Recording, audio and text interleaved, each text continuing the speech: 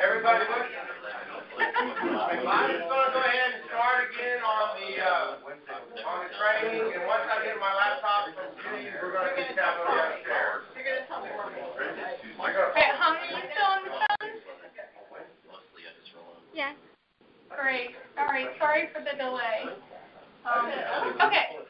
So for those who are following along, I want to go through the interface and the running of the model. The good thing about this model is it only takes about 8 to 10 minutes to run. It all depends on the selection, the select link query that you have set up. So we've installed the interface. If we load it up, this is the image that you'll see with the scenario manager, the model run, and the utilities. So the first step is to click the scenario manager and add a scenario. So you do not need to manually add any folders or do any file manipulation. The scenario manager will do all of that for you.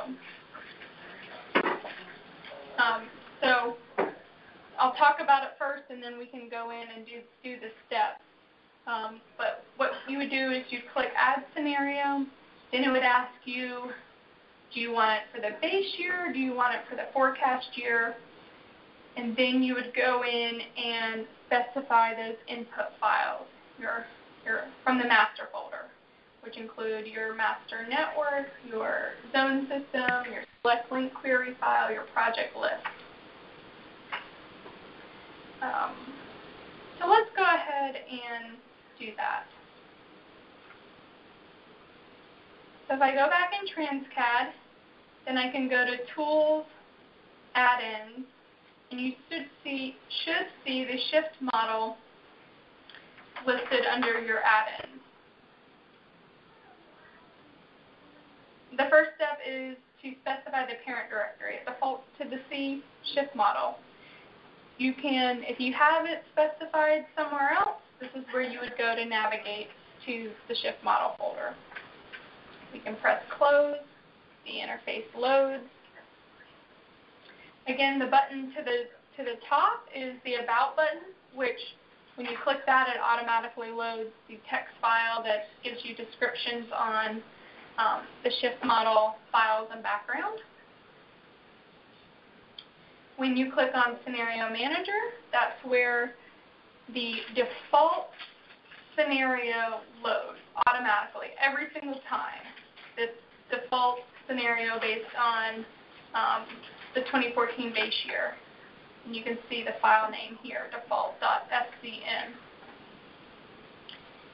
So let's go ahead and add a new scenario for 3A. And it first asks you to select a file for folder name. So this will be the folder that gets created under the C shift model folder. So I'm going to call this scenario_3_A training.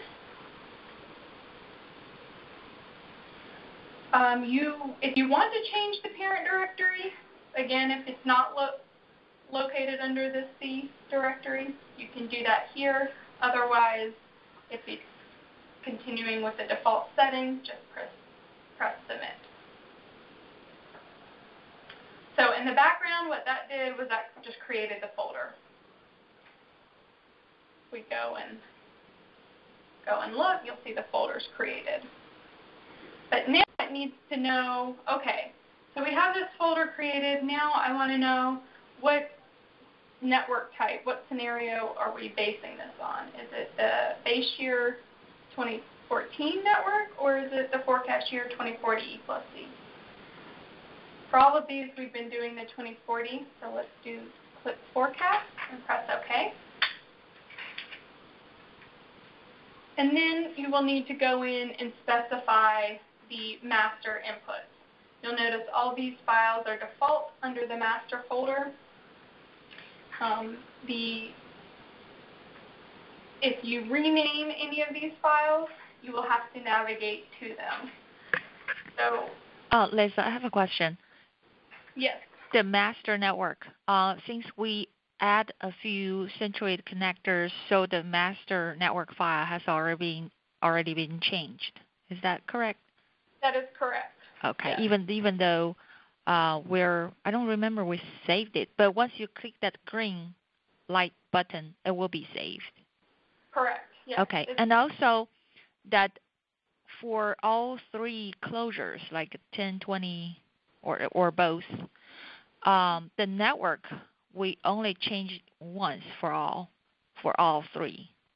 Correct. So even though if you only close 10, then the Centroid connector probably won't need to be changed for I-20, but we probably changed it anyway. Is that going to be a problem, or is it not?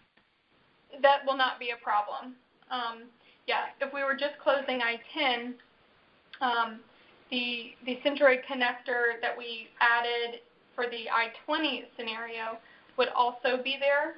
Mm-hmm. That shouldn't be a problem. It's just adding an additional loading point. Mm-hmm.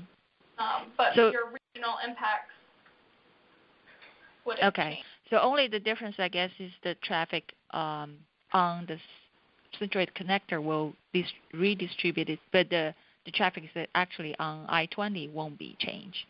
Correct. Okay. Exactly. Thank you. Okay, so the first file is the master network file. We did make modifications, but we did not change the file name, so that's okay. The second file is the project list. We did create a new file here, so we would need to navigate to the C, shift model, parameters, and then the CSV file that we created for this project, which is the project list EC3A.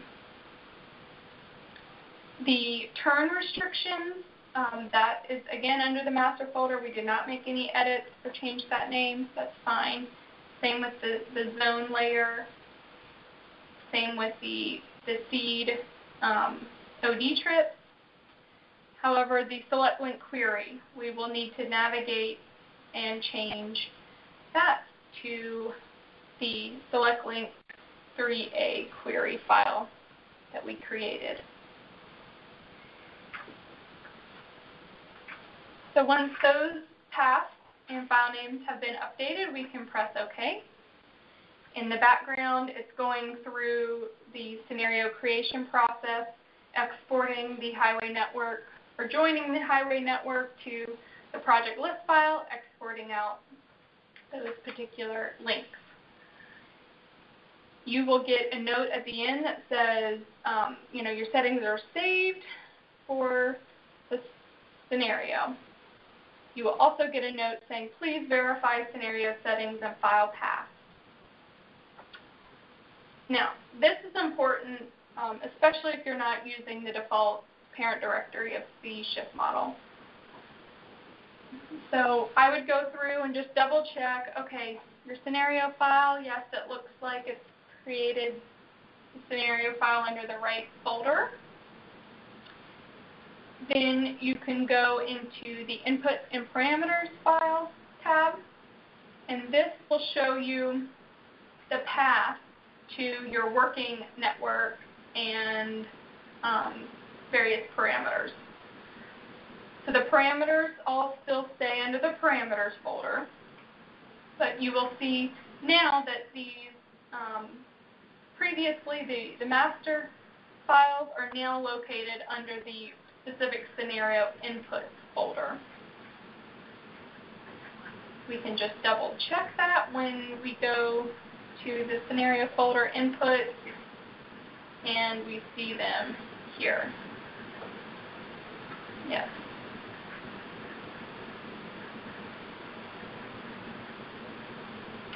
And likewise, now all the output folders or output files should be referencing the scenario folder output directory.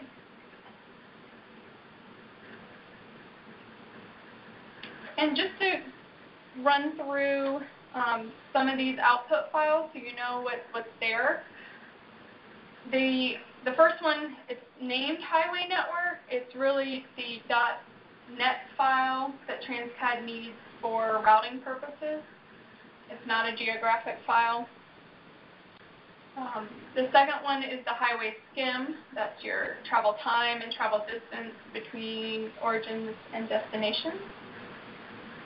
Your daily assignment flows, that is your assignment results. That will contain congested travel times, VMT, VHT, vehicle trips by auto, vehicle trips by truck, and then any select link analysis. Turning movement flows.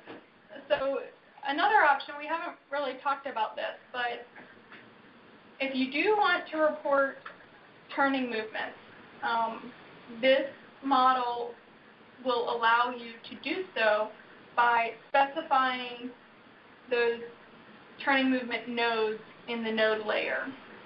So there's a flag field called turns, I think, in the node layer, and it's a 0, it will not be reported. If it's a 1, you will get turning movement information.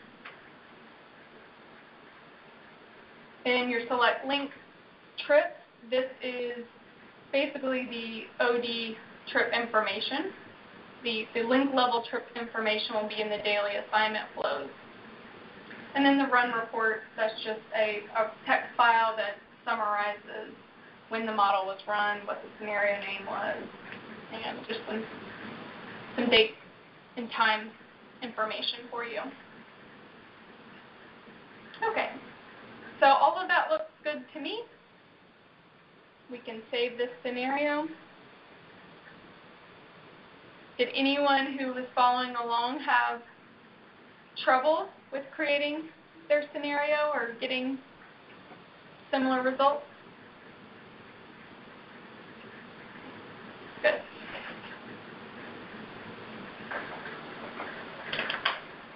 So again, if we go back to look at our folder real quick, we can see there's no files in this output. But we have our .scn scenario file specified and, of course, our input. So then we can go to model run. And in the model run, there are 3 options. You can run by step, which allows you to load a scenario and run individual steps. Create network, which creates all the pre-processing, so populating of the capacities and speeds and alpha and beta volume delay function attributes. This also creates the highway skims. The assignment will do traffic assignment. It takes the OD trip table, the highway network, and the highway skims, and runs assignment. And then populate highway network, basically all that is joining the geographic file with the model results and populating the model results into the geographic file. So you have it all in one spot. You can do a single model run by loading a scenario under this scenario 1 option, and that runs all steps for one scenario.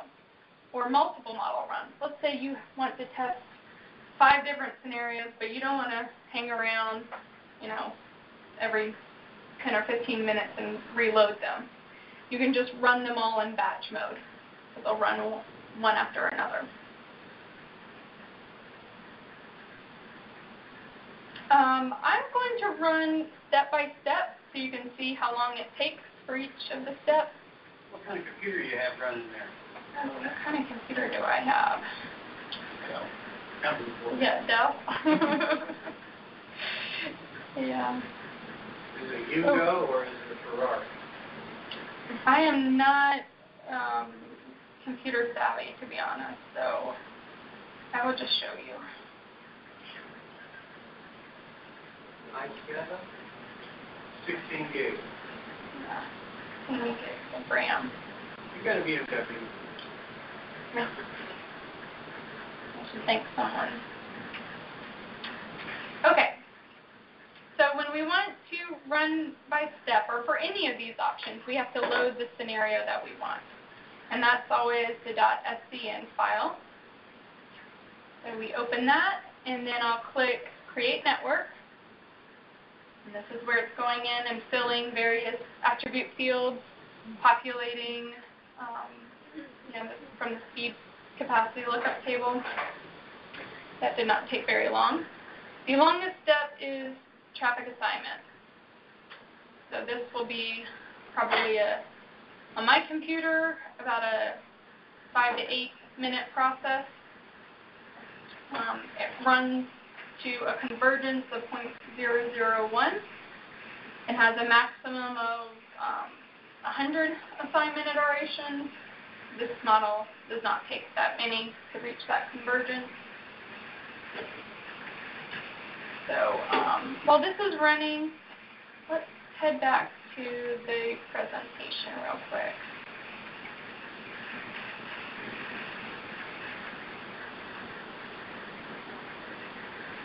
Okay.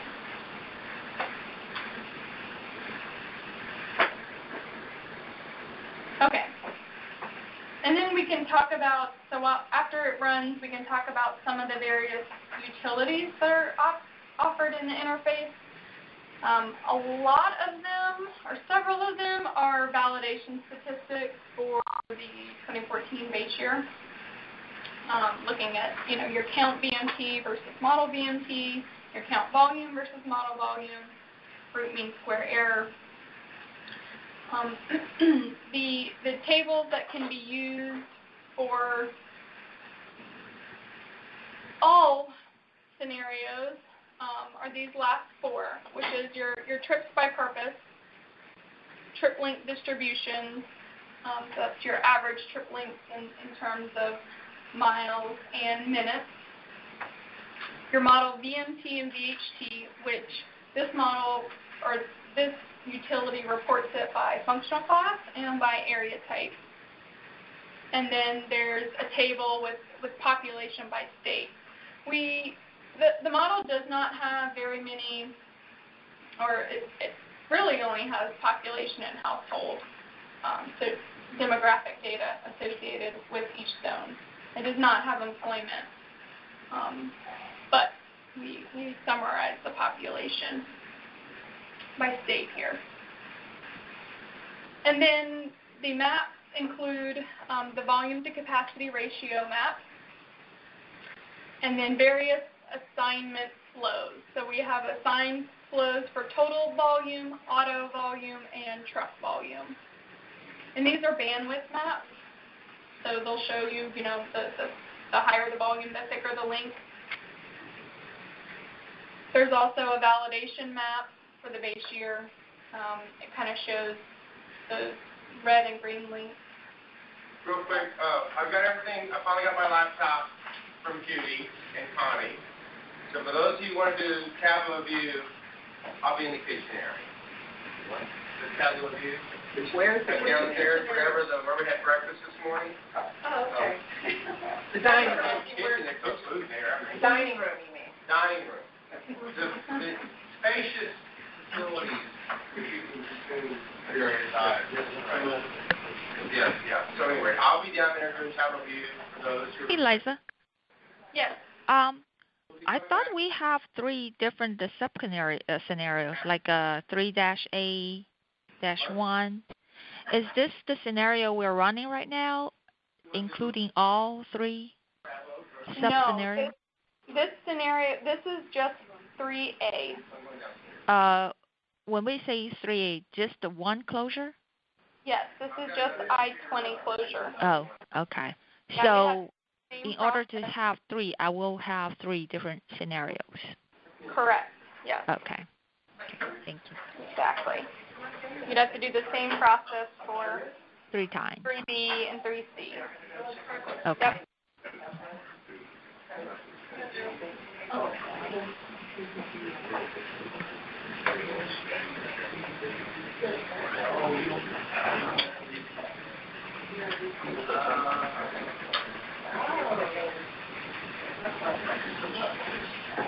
Okay.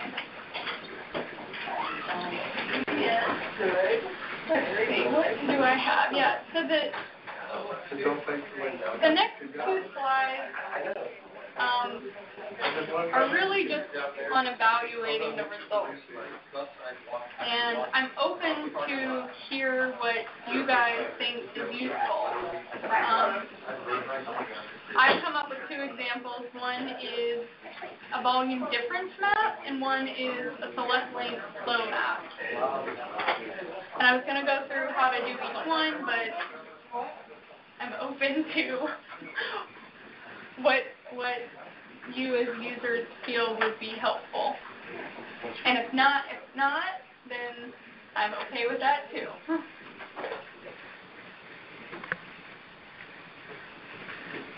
Well, I think I don't know why this closure is based on the 2040 model. I think it will make more sense if we build it on existing model, because we want to see how the traffic redistributed if we close it today or next month, not 20 years from now. Okay. Yes, and that is perfectly fine too. So what I would recommend is still basically doing a similar, it's a few more steps that would need to occur because the model's not set up to do a scenario, a project list with the base year. Mm-hmm. So you could either do 2 things. First would be create a 2014 base year scenario, and then just go in and manually change the number of lanes to 0. That would be the easiest way. So I don't need to go to the master folder to change the project list. Not if you are making Oh. a change to the existing or the base year. Okay, so I just can open the Transcat model itself for the existing, for the 2014, and then change the link attributes to number of lanes is 0. Correct. So I would create your scenario. Mm-hmm. And I can just directly go to the scenario manager? Yes. So in the scenario manager, you would add scenario, Mm-hmm. and then you would create, a new, or after you add scenario, you would choose base as your network type, and then you would basically create it as if you're creating a 2014 base year scenario. Mm-hmm. But then, your folder name would be something different. And then you would go in, after you created it in the scenario manager, open the input highway network and edit those lanes for the links that you want updated. Mm-hmm. From the inputs highway network for that scenario that was created. Okay. Yep. Okay. So that's kind of a workaround for doing scenario analysis in the base year at this point, which I can add that to the documentation as well. Yeah, that would be better, I think. Yes. Okay.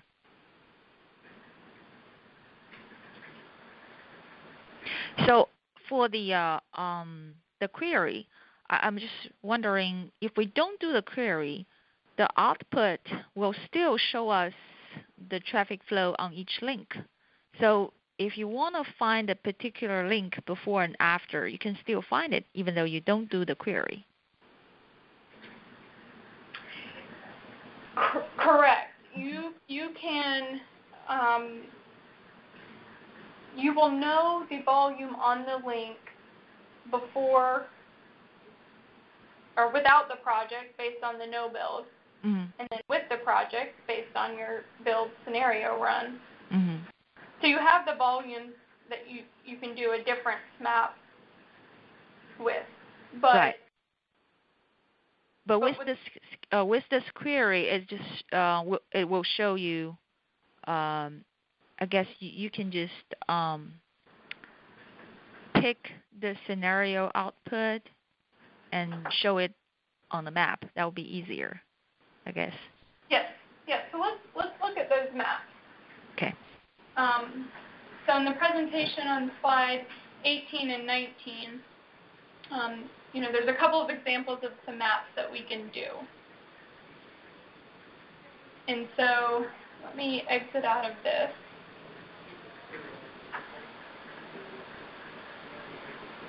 And I included these, so our traffic assignment completed. Let's go ahead and populate results since we ran it by stage. Takes a second. Okay.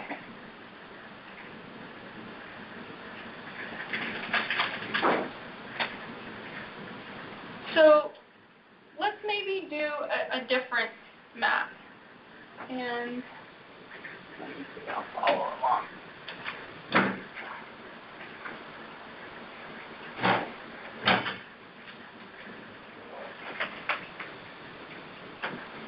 Tom, have you done a different map before? Different map? Yeah, a volume difference map? No, but I'm just thinking for the existing will be probably something we really wanted to see, but I haven't done that yet. Okay. So to be able to do a difference map, you'll need basically a build and a no build. So the no build is in this case, it's the 2040 E plus C scenario run. But if you're doing it in the a base year case, then it would be the 2014 base year. Mm-hmm. So to do a difference map, and I know you don't have Transcad on your computer. Have Me? you? I do. Sorry. I have it now. Okay, you got it. You good? Okay. All right. So let's open the scenario geographic file, the shift model highway.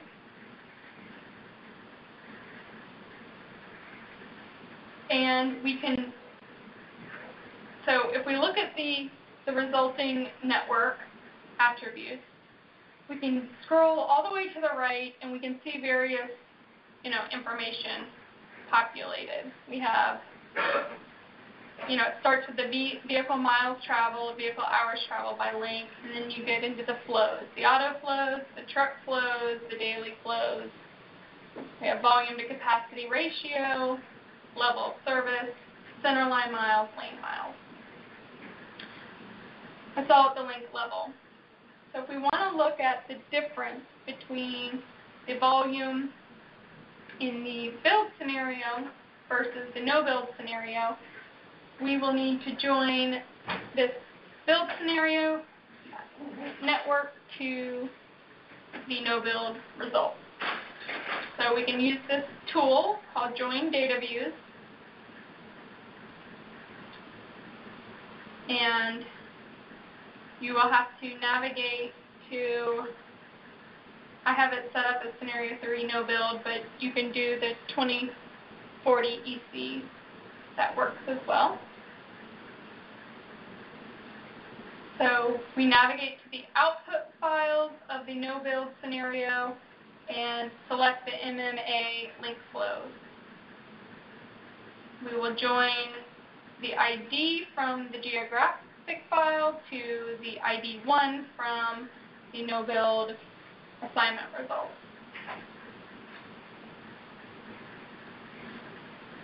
Then we can go in and create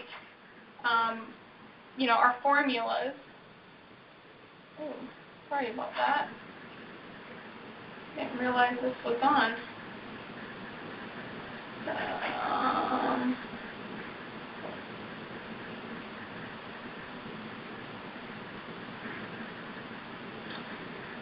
Okay.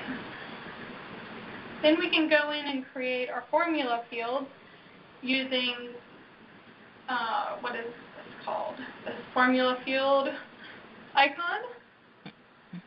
And we want to basically subtract the build from the no build to get the volume difference. So our build volume is, I guess we could do trucks.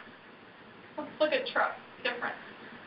So let's do total flow. That'll be easier for now. You could either look at autos, trucks, or daily flow. So if we do total daily flow minus total flow from the, I forgot to put the minus total flow from the no build, so it's our build volume minus our no build volume. I'm going to rename this formula field to diff, D-I-F-F. Okay, it creates that difference. Then I want to add another formula field, and I want this to be the absolute difference shown. So I can type in ABS, and then in parentheses difference, or DIFF. Okay. So that just creates the absolute, and then I want to be able to see this graphically, so let's make a color field by adding another formula, and I can call this, or do this, difference divided by abs difference, and call this color. That should give us either a +1 or -1, where a +1, meaning that we're greater than the build is greater than the no build. -1 is the opposite. So then we can do a few themes. First, let's go to map scaled symbol theme. And this will allow us to do our bandwidth to show our flows. So if I choose the total daily flow and apply, you will see that it gets the thickness of the flow on the links. And again, we're doing this. Let's highlight our project, just so we have a visual of where we are on I-20.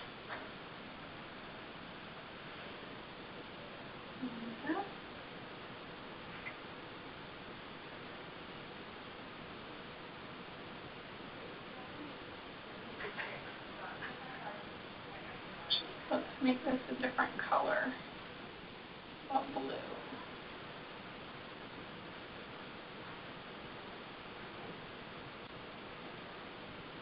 Okay. So we have our bandwidth map. Then we can also look at making a color theme to show which links are more than the no build, which links have less volume than the no build. So the color theme can be based on color, and we'll want to do list of values. And again, the -1, let's change that to green. That is our less volume. And the +1, we'll change that to a darker red. That's our more volume.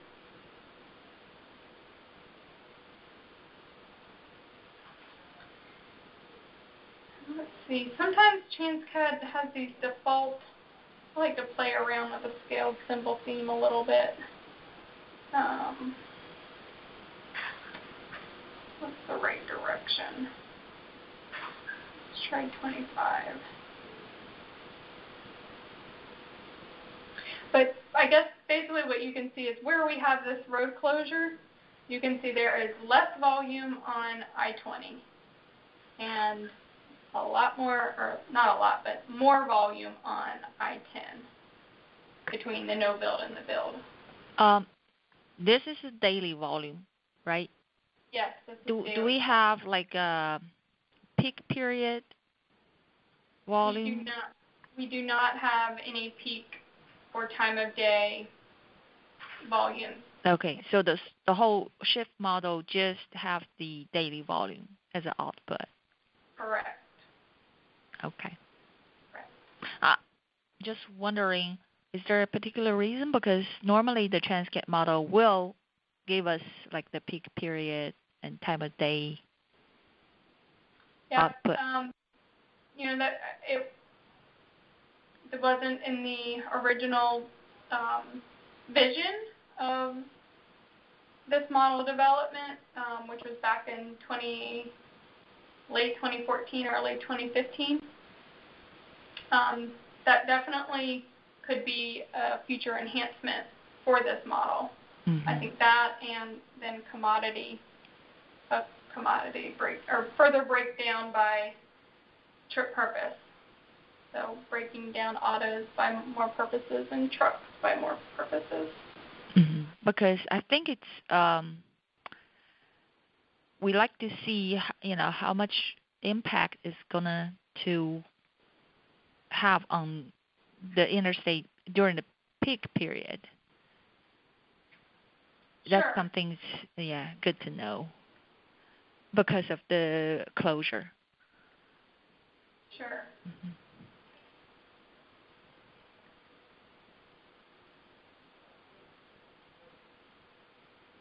Yep. Okay. Yeah, that's definitely something for the group to consider as this model continues to evolve.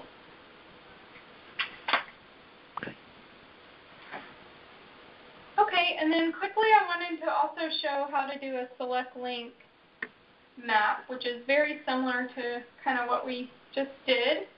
So I'm going to remove this color theme. I'm going to remove the scaled symbol theme. So we're back at our original network.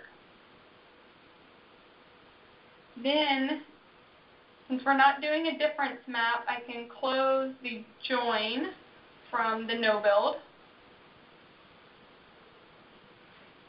And I want to, so the geographic file does not include the select link results in the data view table. So you'll have to join the geographic file to the actual scenario results.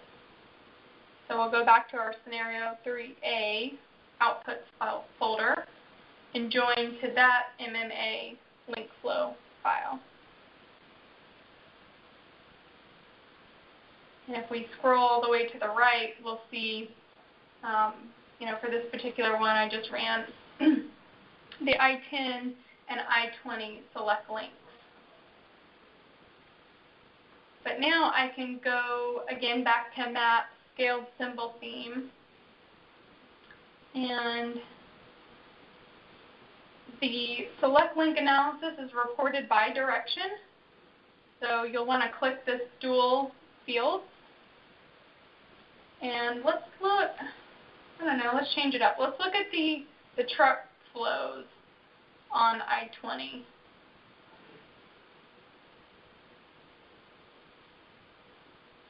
You can go in and change the style to, something that looks a little more readable.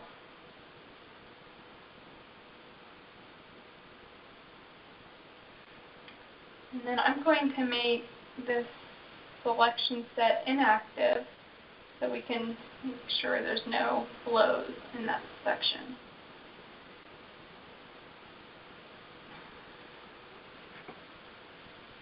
So what we can tell here is,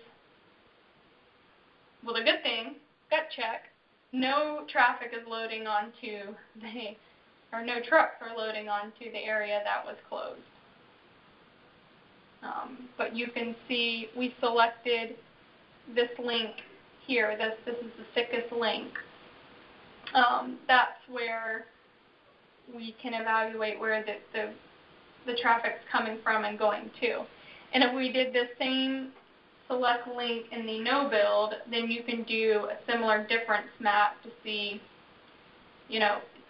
most likely in the no build we would see more, the red continuing through, and maybe not so much on these parallel or, perpendicular links.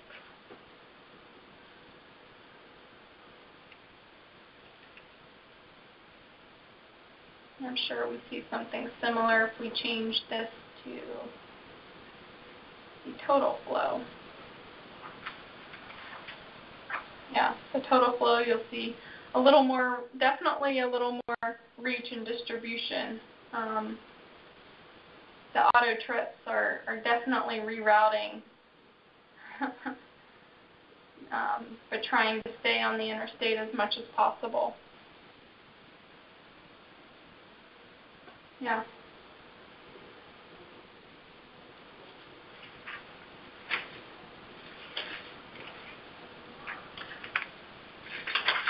Okay, so that's really all that I had for this scenario, for the Louisiana closure scenario.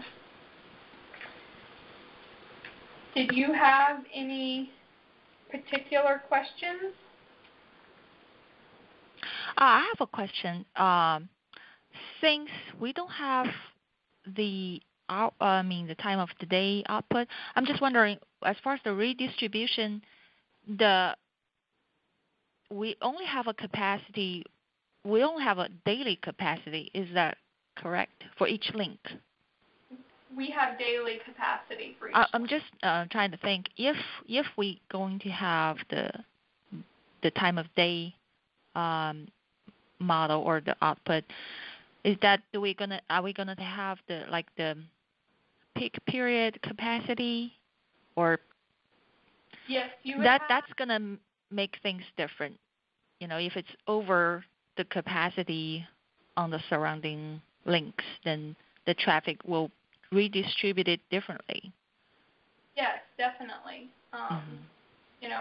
Peak period models reflect congestion much more than daily models do. Yeah. But now we can only see how traffic redistributed just for the daily volume. Correct. Okay. Correct. Which, I understand you definitely are concerned about peak period, yeah. characteristics, but a closure would occur all day, and I guess this just gives you a good idea of at a minimum how traffic would be redistributed. Right. Okay. Yeah. Okay. Let's see. And I did have one additional slide. You guys probably already know all this, but I just wanted to reiterate, the shift model is a daily model that can provide auto and truck volumes. We've just shown a couple of analysis that can be done with the model results, including the bandwidth and the select links and the difference maps. But I'd be happy to discuss any particular analysis that you guys are interested in. And then here are some bullets,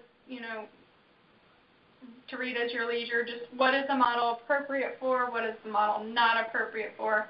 The biggest things is what it's not appropriate for, and that is it's not a replacement of your existing models. It's not a replacement for existing freight tools or plans. And you may have noticed the network does have a toll attribute in it where it flags the toll links. But this is not a toll model. It has no functionality. It's just for reference. And as I discussed, the model does have turning movements that can be reported, but again, this is not an intersection model. It should not be used for intersection level analysis. It's just there for the user to reference.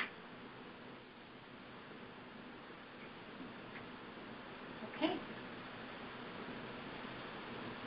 What would you see us doing in the next phase for this model?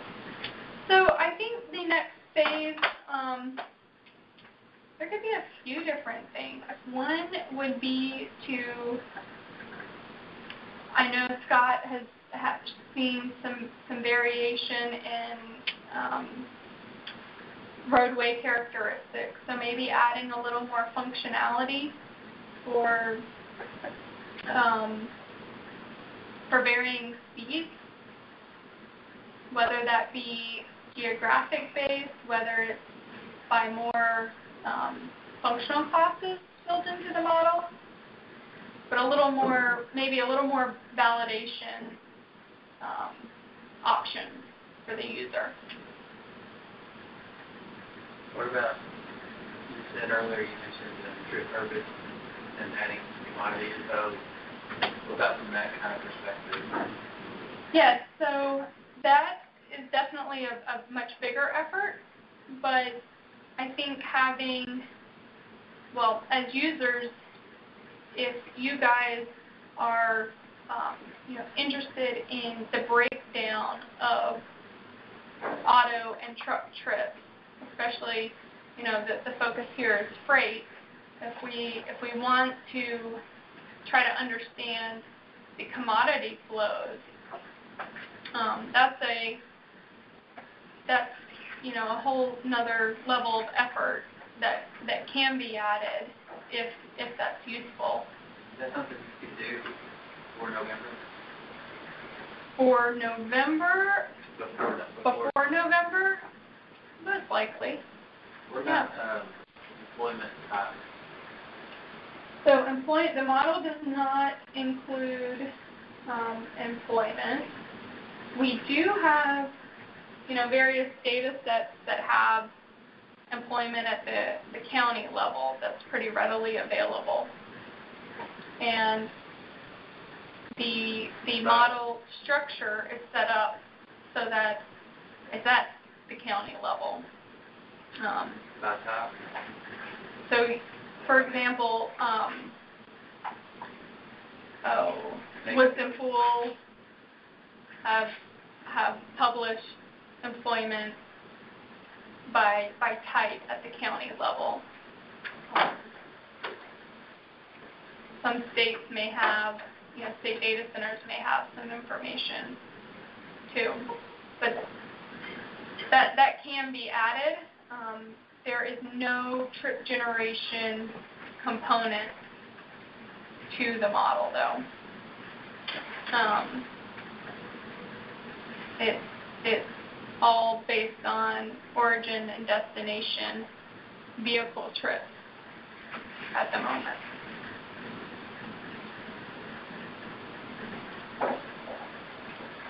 Thank you.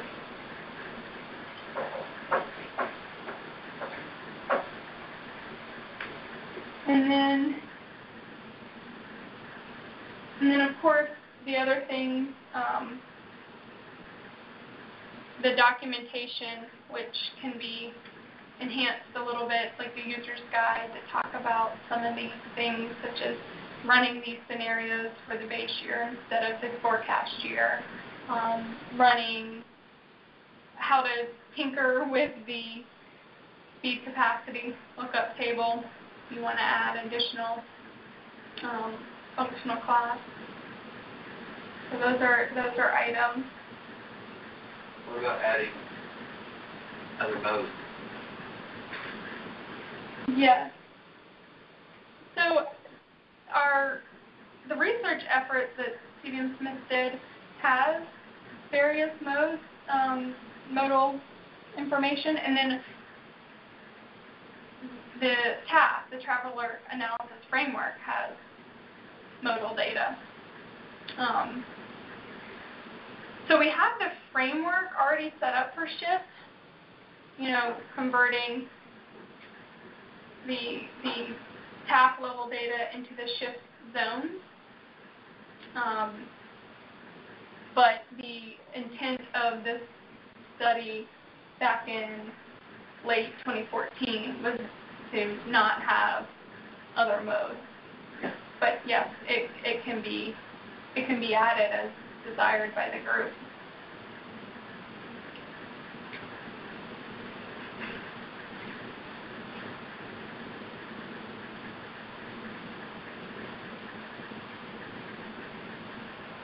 Would that be useful for you guys? I think in the order that we talked about it would be like,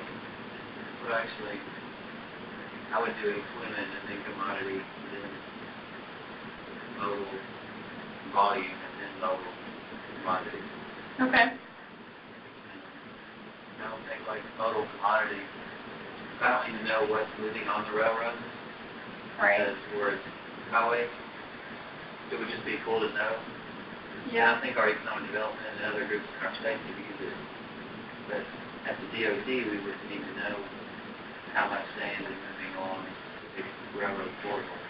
Yeah. It would be nice to know the volume of it. Yeah. Or another indicator.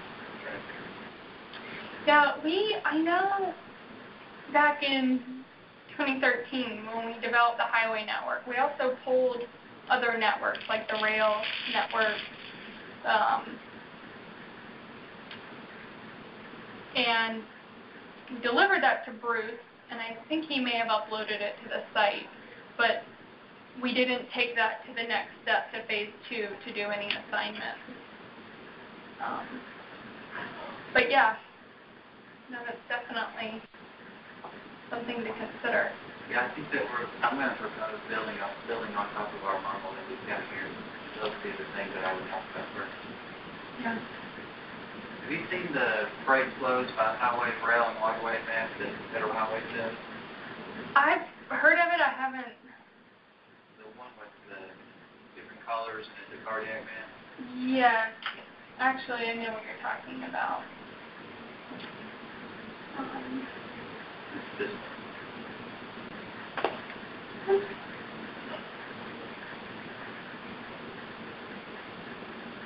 This one. That would be what we would end up running to.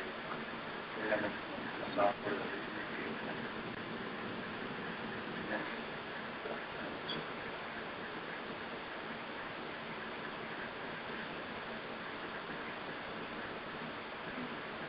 It's going to put you all the way Right. Yeah, Not that would be where we would want to try to go next. Okay. Okay.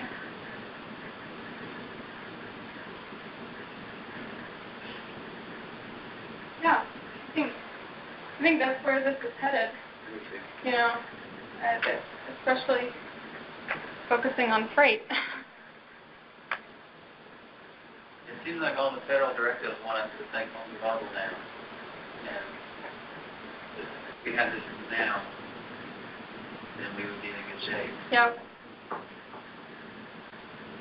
Because all your discretionary grants, a lot of them are going to projects that combine 2 modes or 2 states or some other type of partnership. So you have to have this data to show the effect. That's right. I think that's where we would try to go next.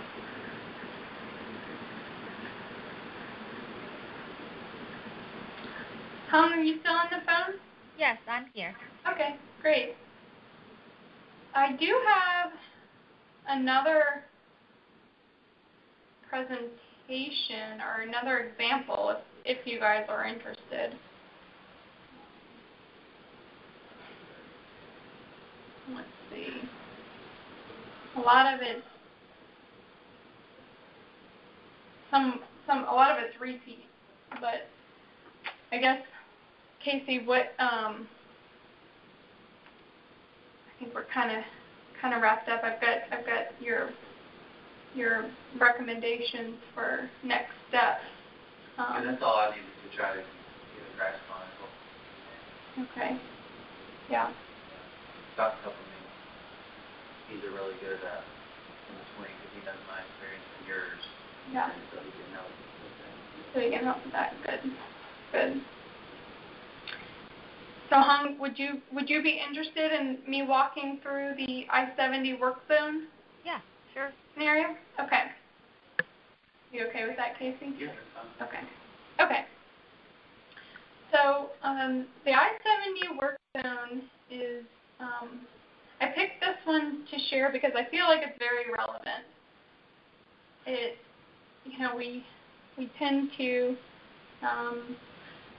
have construction, it seems like, at least in Texas, all the time on interstates.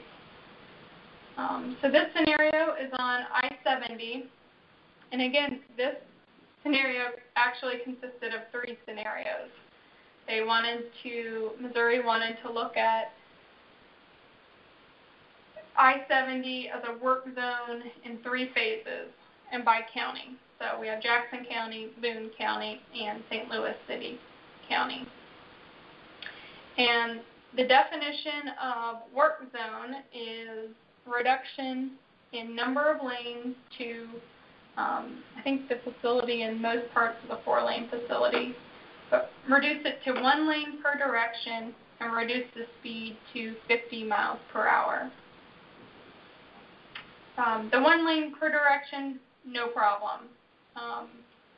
However, the reduction to 50 miles per hour, as we talked about, we have the speed capacity lookup table, which specifies the speed, so we had to create a new functional class in the lookup table for that. Let's see, we've already gone over this slide. So that was our first step, identify the project and any model modifications, which the model modification was adding functional class 9 to the speed cap parameters file, and that specified 1 lane per direction for the number of lanes, and it specified a 50 mile per hour speed limit.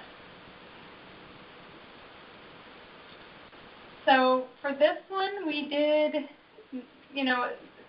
very similar steps. Luckily, this model is not too complicated at the moment. Once we start adding these additions, it will get more complicated, and the run time will likely increase a lot. But that's to be expected when you add more trip purposes and so forth, and modes. So for this, we would do the same thing. Copy the E+C project list into a new file. Add rows for scenario 5A1 and scenario 5A2 because there are 2 different area types that this crosses in Jackson County. Specify the functional class as 9 and the number of lanes as 2. Let me go over close out of this stuff.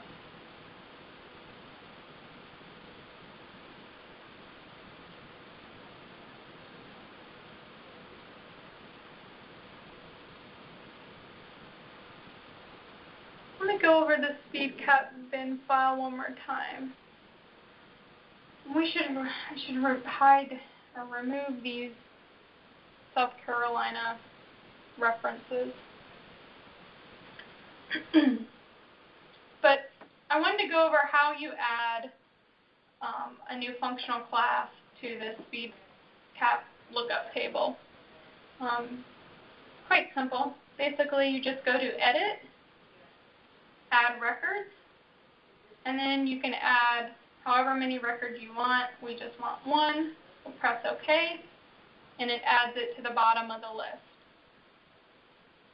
So this is where, let's pretend like this wasn't here, but this is where I added 902, which that is 9 is the functional class, so 9 times 100 plus 2 is the number of lanes, 1 lane per direction, giving the lookup code 902.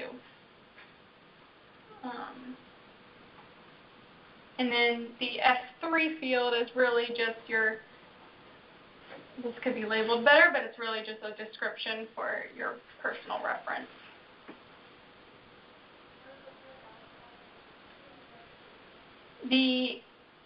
Of course, the speeds, we know that input needs to be 50 for all area types, because that's what our defined project is set at. Now, for the other attributes, you can, if you have a capacity set, you can go and use that. Otherwise, I just went up to what an interstate at 2 lanes is and copied and pasted that information. Actually, one other thing that this model could be refined at is updating the alpha and beta parameters by functional class. So the alpha and beta parameters define those congestion levels.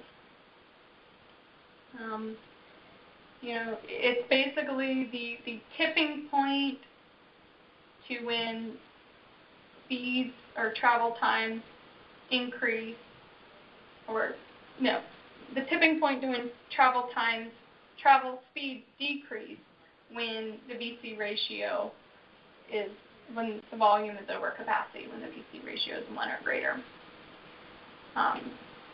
So right now, at this level, 0.15 for alpha and 4 for beta, it's not a big tipping point. The curve is kind of more or less flat. You increase beta and alpha, your curve is going to get steeper and steeper, meaning, once you get to 1, the travel speeds dramatically drop once your volume is greater than your capacity. So that is something that could be updated in this model. The reason why we did not do it right now is because our scope is to focus on more or less the rural areas in between cities, in between states, not the urban areas. And with such a large zone system, you can get hyper-congestion. You have a whole county loading onto maybe 2 or 3 Centroid connectors at 2 or 3 different access points, which can really, is not realistic, overloads the road, and you can get hyper-congestion. So that's why, another option is to have alpha and beta defined by area type, which can easily be done. But anyway, if Scott continues to find issues with speeds and congested speeds in particular, this is something that we can look into. I'm going to make a note of that. Is that the lookup ID needs to be unique? Because I see 902. Yeah. So this does. I mean, basically, this, I'm going to delete it. I just wanted to show you how to do it. Okay. Yes, we can only have one, each number in this field has to be unique. So,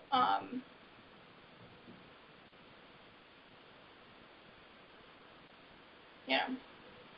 And then let's say I added this and I didn't want to add it, I can just go to edit, delete records.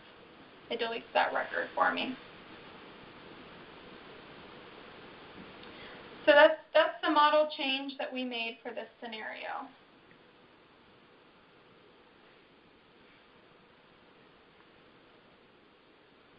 And then the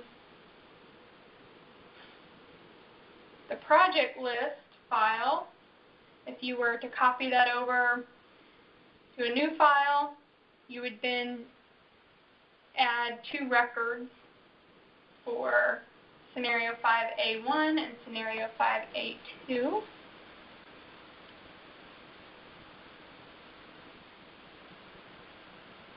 And we can pull that up in the master network. I'm just going to go to our previous selection set.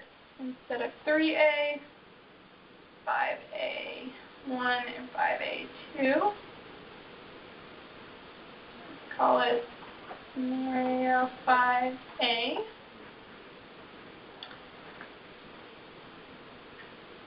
That's the 13 links, and if I zoom to that selection set,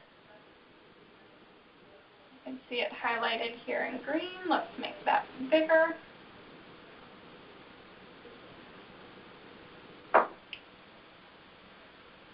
And so, I think I pre-saved some maps.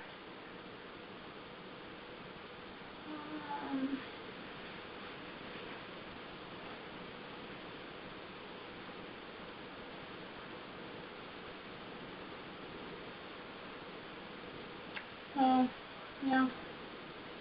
Let me cancel out of that. We won't do that.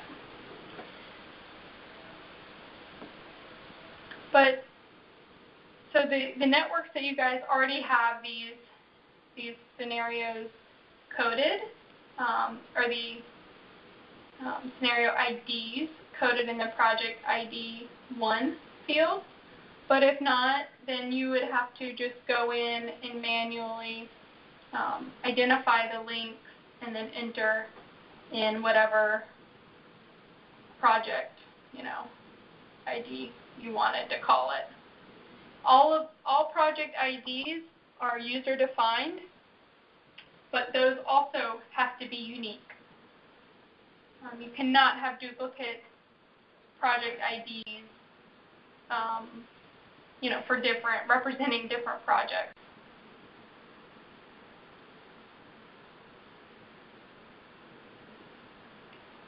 Okay. And again, I caution you to, when you are selecting links, in the rural areas it's not so bad. The links are pretty long, but you'll notice when you get up here in the urban areas, there are some very small little links up there that are just kind of hard to see when you're zoomed out. So this one's not too bad, but just be careful for these tiny links not to miss any.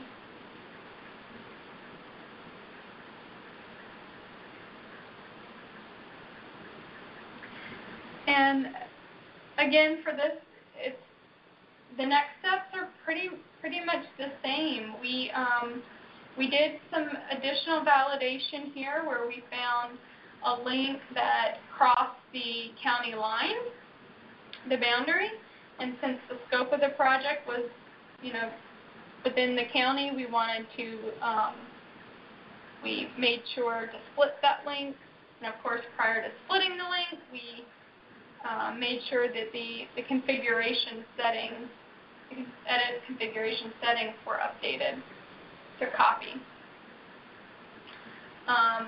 One other thing that we noticed is I-70 was aligned on I-670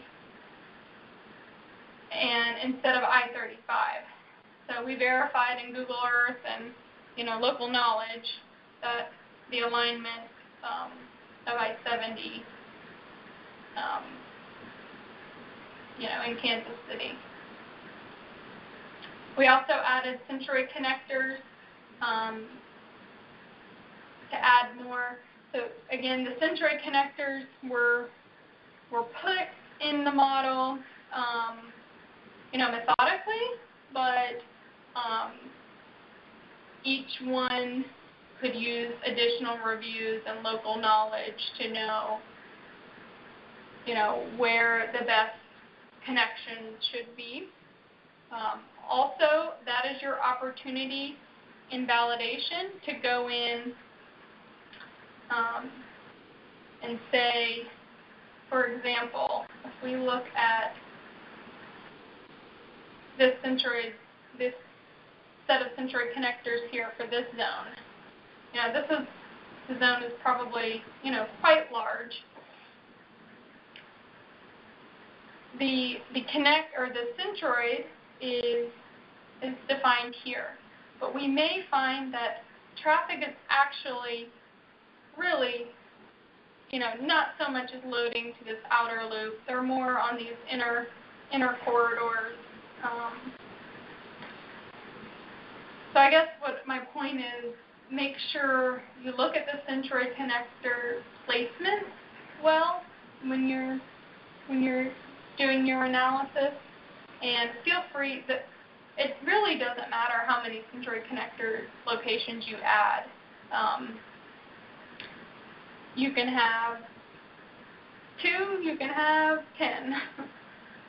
It really just needs to be consistent with where there is access. So I'd recommend adding let's see if I have one, a road layer underneath. Oh, I'm not plugged in.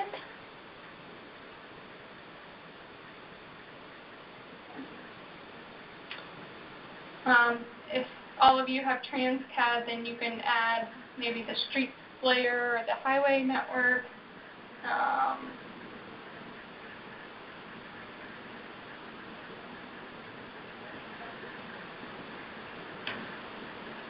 Very busy. Maybe that's not what we want to do. But you can see there's a lot more to it than just these 3 Century connectors. Change this.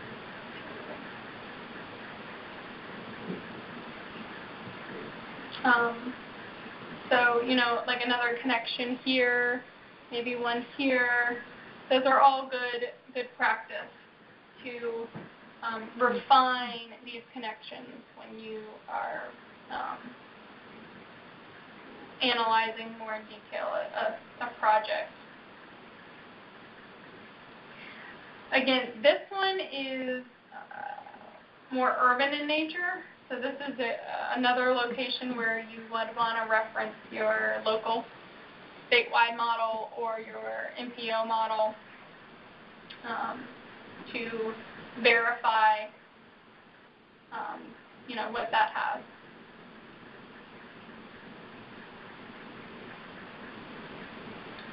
And for this selection set, we picked 3, for this select link, we picked 3 links. But one thing I did for Kentucky, for their request, or for, I don't know if it was Scott's request or what, but you guys had looked at, what does it look like when trucks flow in and out and through Kentucky? Was that you or was that Scott? Yeah. Okay. Not sure. Okay, one of you. Probably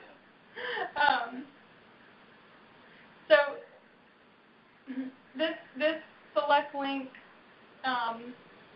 is the same, or developing this file is the same as we did in the previous example. So I was thinking I'm kind of deviating it up a little bit. I'm going to show you how to do it,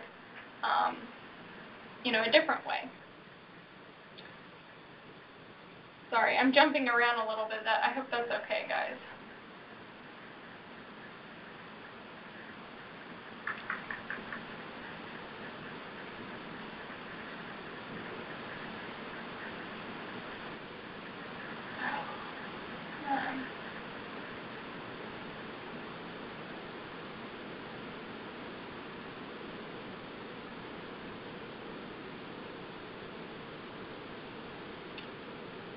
Set these up on a different computer.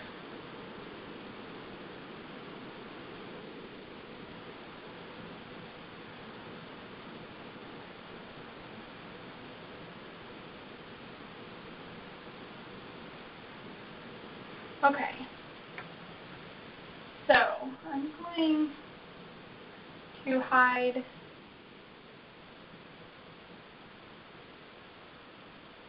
the scaled symbol theme for right now.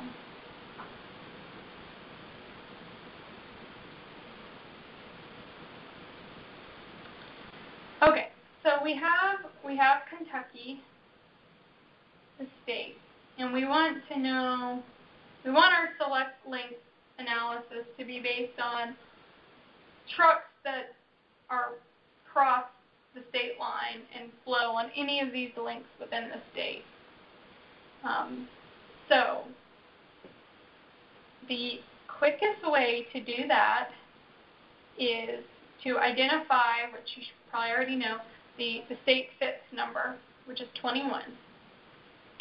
Then you can do a selection set of state fits equals 21, and call these KY links. So that selects all links within Kentucky. Then you can go to our select link query builder, which is under assignment utility, select link query builder. We will add a query, call it KY. I'll just call it KY for Kentucky. And then you would use, instead of selecting, each link individually, which would take forever, you can use this select links in a selection set. So if I click that, then I can click the KY links selection set and press OK. I actually messed up. So it defaults to the AND operator. And what that means is this query, as it's set up, would only report those flows where vehicles traveled on every single one of those links. So it's this link and this link and this link. What we really want is the OR operator, which says report the flows that travel on any one of the links, one or more. So it's this link or this link or this link.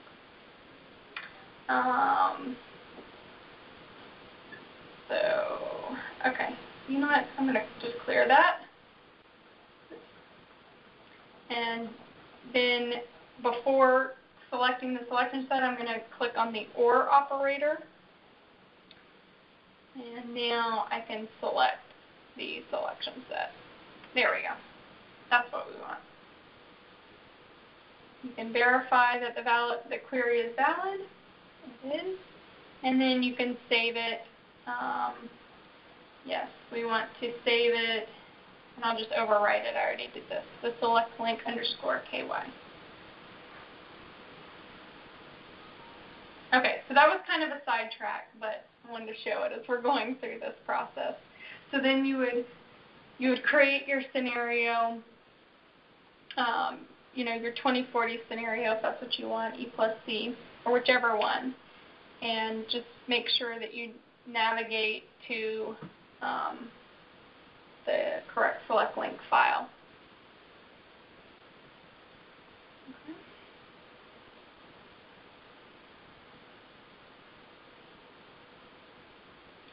And so I already ran that, and just to show you some results, you can just do the scaled symbol theme, dualized fields, and then if you want to just look at truck, you have the Kentucky selection set gives you autos, trucks, and total flow. Actually, all select link analysis will, but you can do the bandwidth on the trucks, and play with these parameters to set your bandwidth and the style. But it can show you, where things are coming from and heading to. You see 65 and 75 seem to be like the popular.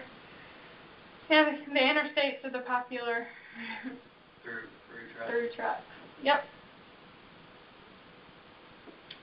How do you go through? Oh, so right there is in Lexington, there in the middle. Yep. Those are trucks probably coming and going down after Yes. from Lexington down to Tennessee. Yep. You've got a lot So trucks from Nashville going to Indianapolis. So they're coming up I-35 and then heading over to Louisville and then up and out. Mm-hmm. But there's through traffic on some of the internal links that aren't connected? Not necessarily through traffic. So this is truck volume on links this includes through, this includes internal. So those truck movements internal to the state. Yeah. So if you wanted to do just the through traffic, then you would have to go in and select, just those links that cross the border of the state. Or that would give you the external, I guess.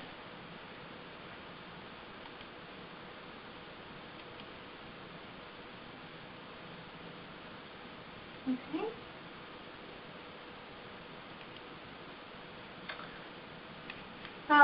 So then, for scenario 5, it's the same thing, just adding a scenario, specifying the network type, a base or forecast, which this one we did forecast. Let's go ahead and just walk through that real quick. So on that last, on that last one, that's how you create the cardiac maps that we did you last week. Yes.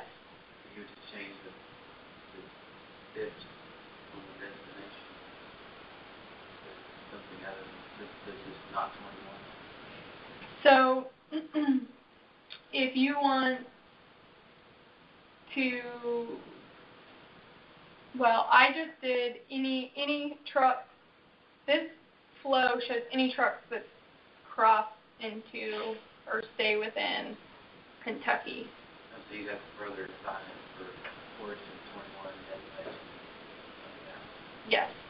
If you wanted to do, let's see.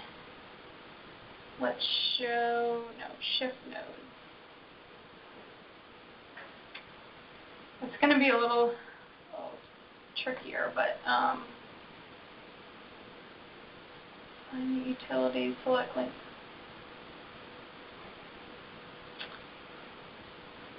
Do I have a zone layer in here?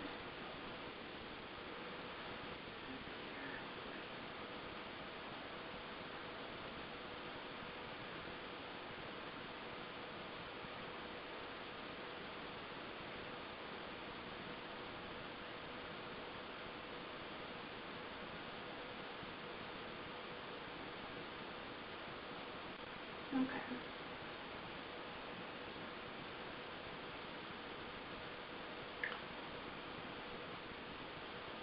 Let's just do this for example.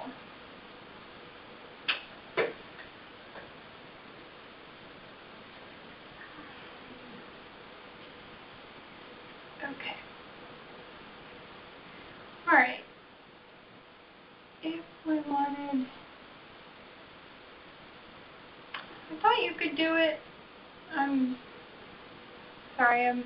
There is a way to do the select zone query builder, and that's probably where it would be easier to pick, a state, a selection set for a state here for the origins, and then, a selection set of multiple states or a state for the destination. And you could select by zone instead of having to select by link. But for some reason, it's not allowing it to be active right now. Or maybe it's likely user error. But yes, it is possible to do specify your origins and destinations to do the select link. My apologies, I'll get back to me. Yeah, no problem.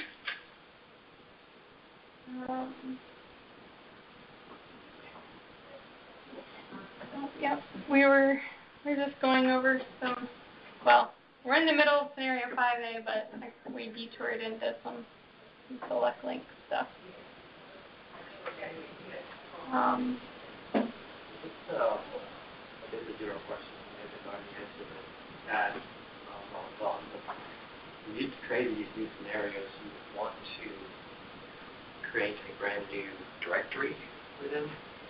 So for each scenario, you want to go into the scenario manager and add a new scenario. Right. And when you add a new scenario, it will create a new directory. Okay. We just copy all the master folders and everything over, or the folders necessary over, and then you just modify those files in that folder. Exactly, yeah. It will automatically, the scenario manager will automatically create the folder given the name that you specify, and then create the inputs and the outputs folder underneath, subfolders, and copy the input files into the inputs folder for you. Okay. And then if you want to post manipulate them there, you can do that. Okay. Let's try to, because we have other traveling man models, Transcat based, that kind of follow the same procedure where they'll make a copy of the master files, and then that's where you can manipulate that for your scenarios. I was going through these earlier. I know I ran some before ahead of time. I can't remember.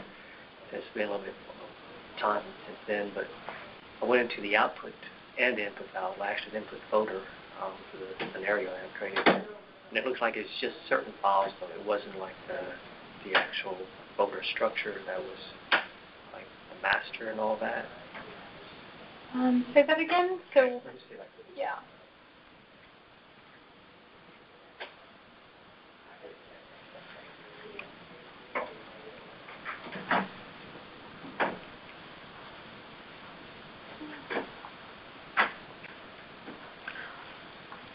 Do you have any more questions? The shift model has the same network as the statewide Transcat model, or Not necessarily. mm-hmm. No. The Transcat statewide model is probably more refined. Mm-hmm. So the okay, go ahead. shift model is based on the National Highway Planning Network. Okay, so the links that included in the shift model are based on, I'm just wondering, is based on like a functional classification, or it's volume, like all interstate, all Functional classification. Okay. Yeah, so all interstates are included. All arterials? Yes. Okay. Yes. And then to a lesser degree, minor arterials and very few collectors. Okay, so it's basically interstate, major arterial, minor arterial, and a few major collectors? Correct. Okay. Okay.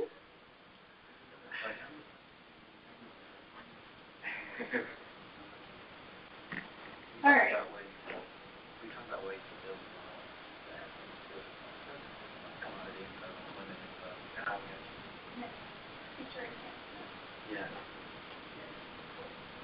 Yeah, like neighborhood. It's just strictly whatever was filed.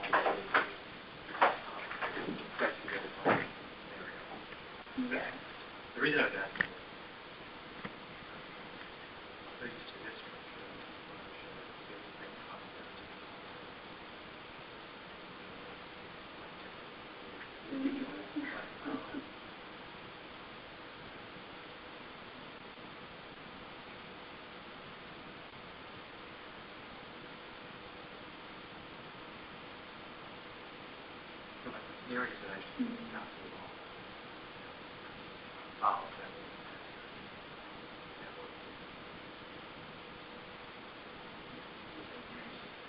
Yeah. the choices they come Yeah.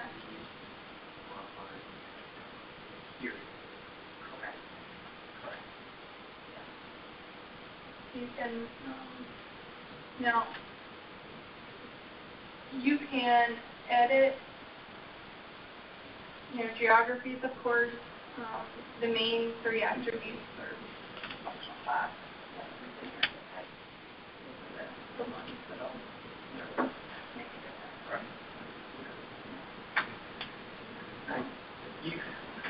You're welcome. Thank you guys for being around. Troopers. That was great. And back. Yeah. That would be very cool. I think a lot of that was, yeah. But again,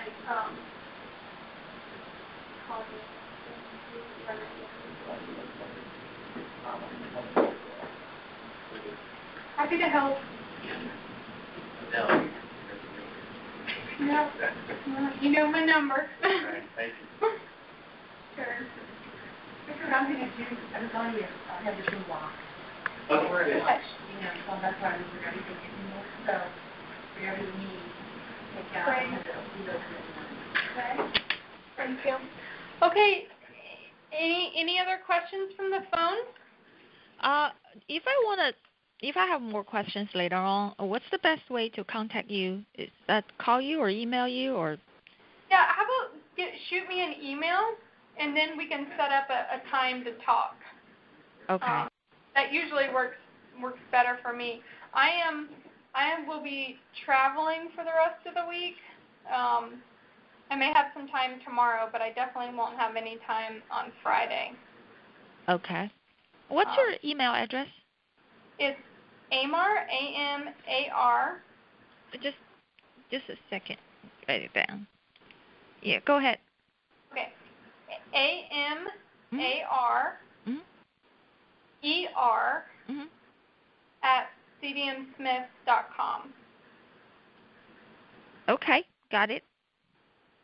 Great. Thank you. Okay. You're welcome. Have a good afternoon. You too. Thank you. Bye. Okay.